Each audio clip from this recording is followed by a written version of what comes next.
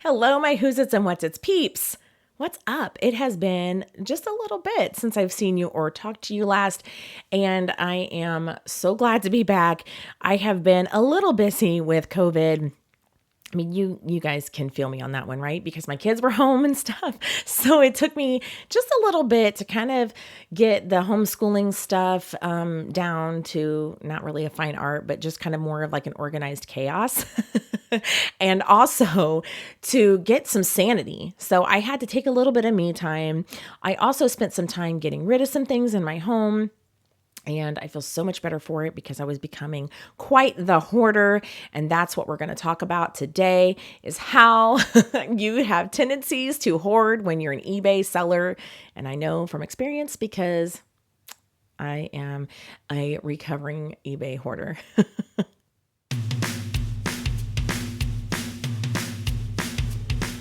Hey, welcome to Whozits and Whatzits. This is the podcast to teach you how to make mad cash on eBay. I'm going to teach you all of my tips, tricks, and secrets that I've learned over the 15 plus years of selling on eBay. By the way, my name is Debbie Baldwin, and I'm going to teach you how to make mad cash on eBay on your own time, your own dime. I'll teach you how to find awesome treasures that you can flip on eBay and how to make the most for it. I can't wait to get started. I hope you enjoy, and I hope you keep coming back and listening to this awesome podcast, Whozits and Whatzits. So there is one thing that most hoarders have in common, and that is the fact that you get emotionally attached to items.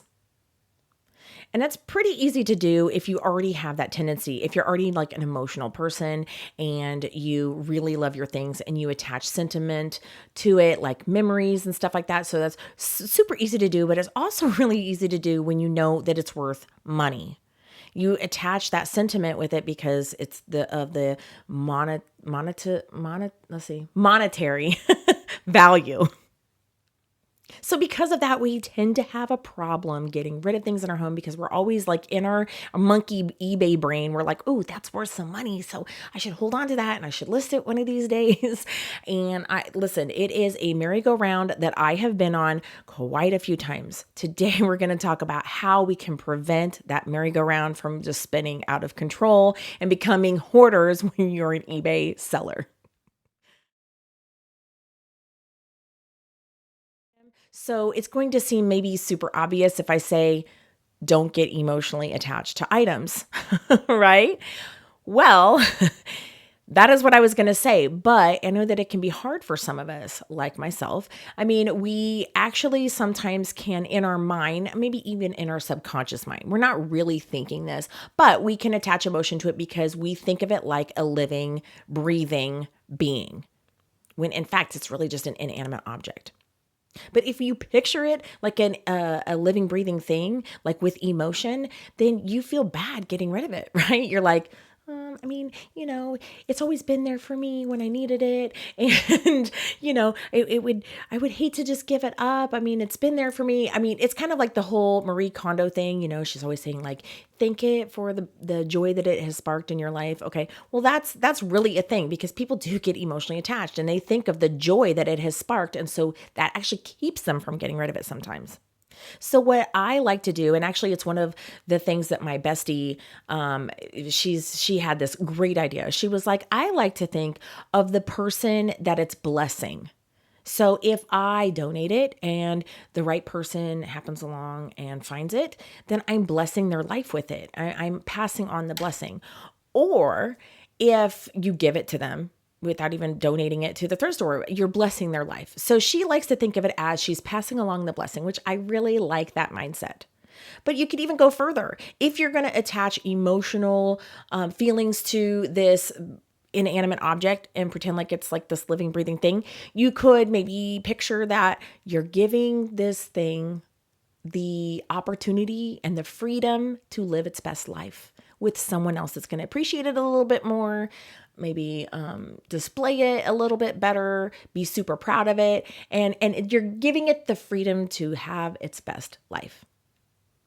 That sounds a little woo-woo and cheesy, I'm sure, but it actually works. So if you do have emotional attachment to it, you can either picture the person that it's going to go to and how it's going to bless them, or you can picture how you are blessing your item by giving it the freedom to live its best life.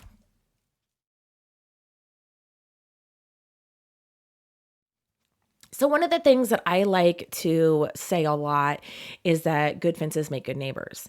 And basically, it's just a reminder about boundaries. And it's not just boundaries with other people, it's boundaries within my own head, because I don't have a lot of willpower. I'm just going to be real.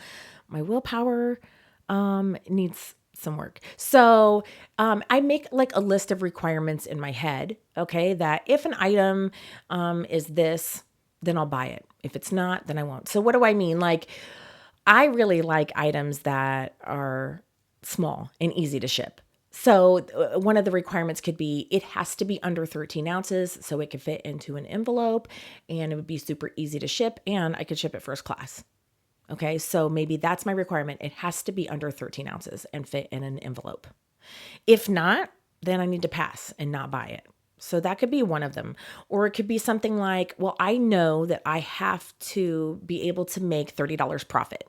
So if you're shopping and you find a bunch of things, it's going to keep you from buying all the things that you're like, oh, I can make $20 on that, or oh, I can make $10 on that.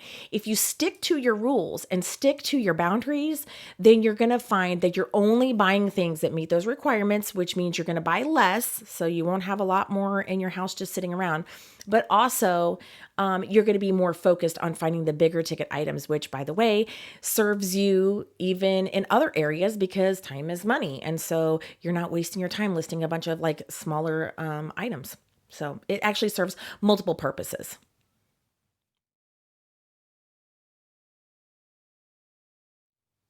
And speaking of boundaries, let's talk about another boundary that you can put in place that's going to help you with hoarding. And that is that you only buy the items that you know you have the time to list. So if you have a week in your mind or your time frame or a month in your time frame, then only buy the items that you know you can list in that month. If you have a really busy month because let's say it's Christmas coming up and you've got all these things you got to do, okay, then you can kind of limit yourself a little bit better. And then you don't have things sitting on the shelf accumulating that you never have time to get to. By the way, there's always like the exception to the rule. And that is if you're shopping and you see holiday stuff and it's not quite that holiday season. You know, I do have a bin of things that are like that. You know, that just like for, oh, I'll list that at Halloween time or I'll list that at Easter or whatever. So there's always the exception to the rule, but I'm talking about on the most part. By the way, when you have a big pile of things accumulating, it actually does like something psychological to you. The overwhelm is kind of paralyzing. So if you have a small pile of stuff, it doesn't seem so hard to tackle. You can just go for it with gusto, no big deal. But when you have a big pile accumulating, it's overwhelming and then you get paralyzed and you never end up tackling that big pile. I mean, at least me, most people. Okay.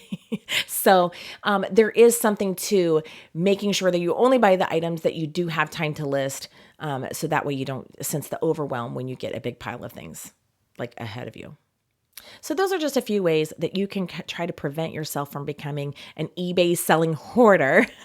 And listen, no judgment because I am guilty of the same thing. I literally just had like 3 or 4 sales, like garage sales and warehouse sales this summer to try to get rid of all the inventory that I've accumulated that I was just like, oh, I'll list that later. And I just kept shopping because let's be real, shopping is treasure hunting and treasure hunting is the most fun part of this whole eBay lifestyle. So it's very easy to just get caught up in the constant shopping and finding all those treasures.